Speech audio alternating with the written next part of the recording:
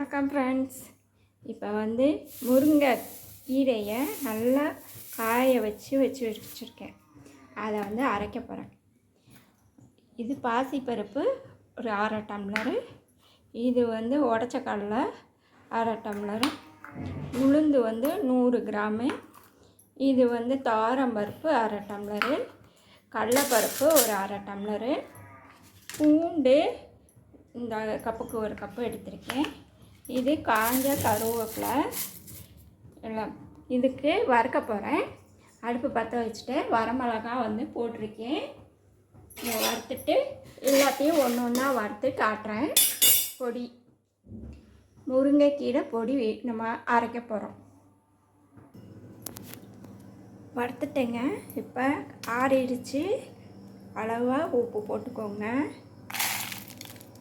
எல்லாத்தையும் இப்போ மிக்ஸி ஜாரில் போட்டிருக்கேன். அரைச்சிடும். பருப்பு பொடி அரைச்சிட்டோம். முருங்கைக்கீரை பொடி அரைச்சிட்டோம். தோசைக்கு இட்லிக்கு தோசை ஊற்றிருக்கிறேன். அதில் கொஞ்சம் பொடி போட்டிருக்கேன். எப்படி இருக்குன்னு பாரு. இது எல்லாத்துக்குமே சூப்பராக இருக்கும். சாதத்துக்கு கூட சூப்பராக இருக்கும். நல்லா நெய் ஊற்றி கொஞ்சோண்டு சாதத்தை போட்டுட்டு இந்த முருங்கைக்கீரை பொடியும் போட்டு சாப்பிட்டிங்கன்னா சூப்பராக இருக்கும். உடம்புக்கும் நல்லது. இது செஞ்சு பார்த்துட்டு கமெண்ட் பண்ணி எனக்கு சொல்லுங்கள். பாய்.